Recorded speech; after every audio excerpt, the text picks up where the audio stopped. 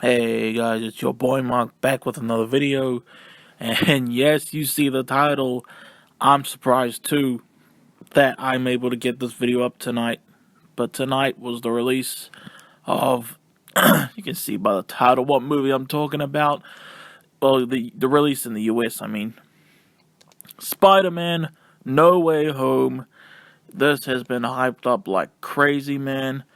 And I actually got to see it. You guys know that I have really sore feet right now, and that here in New Zealand, you need a vaccine pass to see movies in cinemas now, which I hate. It pisses me off. But I wanted to watch this, and I searched online, and holy crap. Yes, I watched this online. I didn't see it in cinemas. I would have loved to have seen this in cinemas. But I am grateful that I got to watch this movie in some way, man.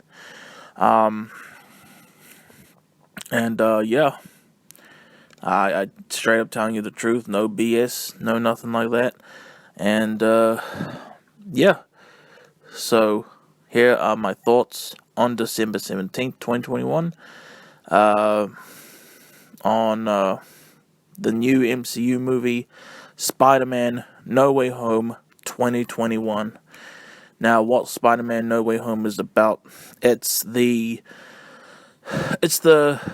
third film in the Spider-Man Homecoming trilogy, and it stars Tom Holland, Zendaya, Alfred Molina, Willem Dafoe, Jamie Foxx, Thomas Hayden Church, Rhys Ifans, Marissa Tomei, trying to remember his name, what's his name? Jon Favreau.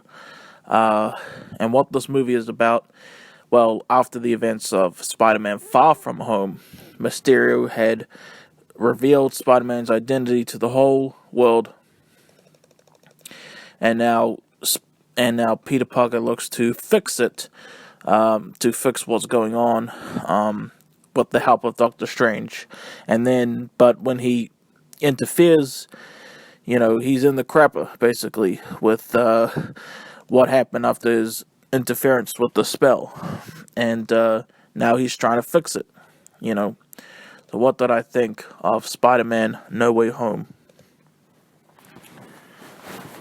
Honestly, I would say that Homecoming, as of right now, just keep in mind, I did watch this online, so I did watch a video cam version, and I watched and reviewed Rumble earlier tonight also, by the way, if you want to check that out. And when I watched and reviewed that, I did not expect that I'd get to see this today. And, oh crap, what was I talking about? So, I would say that Spider-Man Homecoming is my favorite of the MCU Spider-Man trilogy. And then it would be this one, and then it would be Far From Home last. But I really love all three of them. Alright, I do love all three of them. I do think Far From Home is by far the weakest. I do think there are people who will love this and think I'm crazy for still having Homecoming as my personal favorite of the three movies. And that's fine. I get it. I watched the cam version and I couldn't see a lot of parts, clearly, as well as hear what characters were saying clearly either. So maybe, I don't know, when this film comes on Disney Plus in February 2022 or something like that, then I'll watch it properly, and then I'll be like, oh my gosh, that really was a 10 out of 10, or something like that. But man, I gotta say, this film, I thought it was very solid. Okay, I thought it was very solid. Tom Holland, usually great as Peter Parker / Spider-Man. Zendaya as Michelle, fantastic as well. Basically all the Homecoming characters that you know and love are also great in this, including my man Tony Revolori as Flash Thompson, who best Flash Thompson of all time, in my opinion. By the way, he's awesome in this. He was awesome in Far From Home, and he was awesome in Homecoming. But yeah, I'm doing my best not to spoil nothing, of course, y'all. I don't spoil movies, unless I give a spoiler warning, of course. And yeah, Spider-Man. No, I don't know what to say, man, without saying spoilers. Man, I'm trying my best though.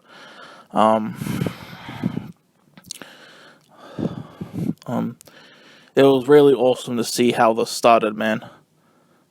Like it takes place like right after Far From Home ends, and then everyone's like, "Oh my gosh, you're Spider-Man, you're Spider-Man," and then just Peter is in deep crap. I feel like I can relate to that a lot. This year a couple times I felt like I was in complete deep crap. In the past, I felt like I was in complete deep crap.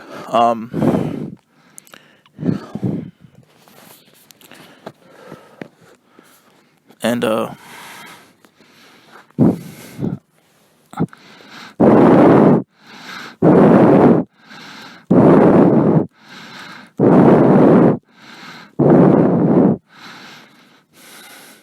And so I guess that made me feel better because I felt like him in that regard, And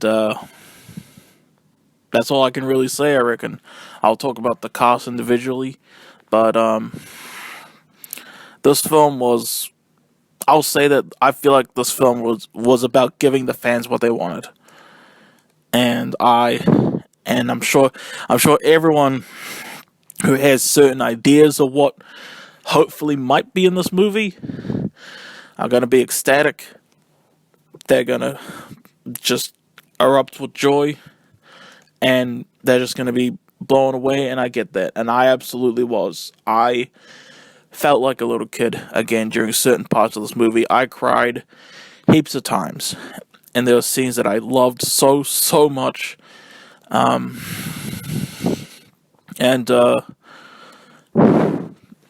Those scenes in mind, the film as a whole, again, I still thought was just solid.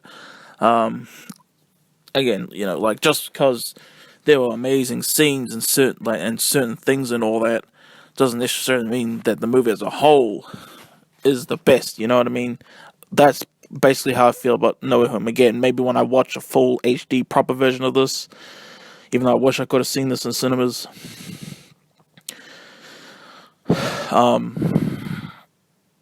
I would have loved that, but I couldn't.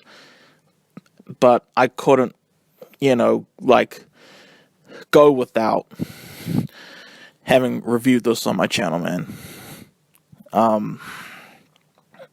Yeah, I cried. I felt like a kid again, in certain scenes. And, again, I can't believe I didn't mention him. Benedict Cumberbatch as Doctor Strange, very vital parts of this movie. He was great for the time he was in. He was actually in a little bit less than I thought he would. Alfred Molina as Doc Ock is back. Oh my god. I felt like I was 5 years old again. Seeing him as Doc Ock again. And because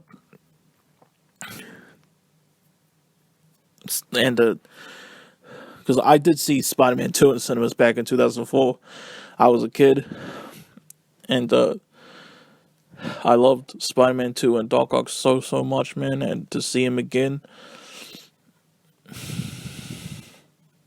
it was great. It was so beautiful, And again, Jamie Foxx, he was really cool in this for what he had. Jamie Foxx back as Electro. Willem Dafoe, I think, is in this movie a lot more than people probably imagine. And yeah, I feel like I've said everything I needed to say, honestly. I'm not spoiling nothing, man. I was only saying what was in... I was only talking about what was shown in the trailers and all that. I'm not going to talk about spoilers. Although, my most favorite bits from this film, undoubtedly, were spoilery as heck. And I'm looking forward to watching this movie again when I get to watch a proper HD version of this film. Again, I still like Homecoming the most out of the three Spider-Man films, the MCU ones, I mean. And then No Way Home. And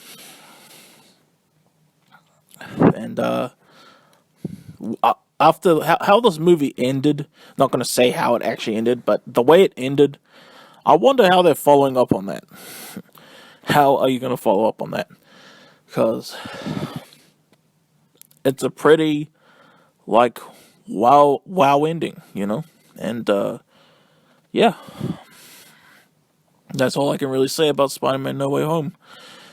Hope you guys enjoyed my thoughts. If you have been blessed enough to have not been spoiled still so far, and you want to see this film, then